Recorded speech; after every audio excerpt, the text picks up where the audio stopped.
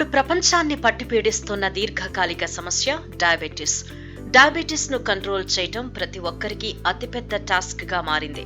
Diabetes ను control చేసుకోవడం కోసం కొంతమంది అలోపతి మందులను వాడితే మరికొంతమంది ఆయుర్వేదాన్ని ఆశ్రయిస్తున్నారు.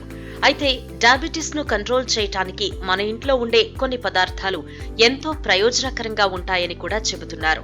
ఇక అటువంటి వాటిలో బిర్యానీ ఆకు ఒకటి. వయస్సుతో సంబంధం లేకుండా షుగర్ వ్యాధితో బాధపడేవారు జీవనశైలిని మార్చుకోవడంతో పాటుగా సహజ సిద్ధమైన ఆహారాలకు ప్రాధాన్యత ఇవ్వాలి. డయాబెటిస్ తో బాధపడేవారు ప్రతిరోజు బిర్యానీ ఆకును 3 సార్లు వాడితే మంచి ప్రయోజనం ఉంటుంది. షుగర్ నియంత్రణలోకి వస్తుంది. అసలు బిర్యానీ ఆకుతో షుగర్ ఏ విధంగా నియంత్రణలోకి వస్తుంది?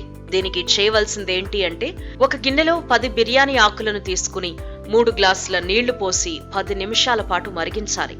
ఆ తర్వాత స్టవ్ నుంచి దించి 2-3 గంటల పాటు దాన్ని చల్లారనివ్వాలి. బిర్యానీ ఆకులో ఉన్న ఔషధ గుణాలు ఆ నీటిలో చేరతాయి. ఆపై ఆకులను తొలగించి సగం గ్లాస్ చొప్పున రోజుకు 3 సార్లు బిర్యానీ ఆకుతో తయారు చేసుకున్న కషాయాన్ని తాగాలి.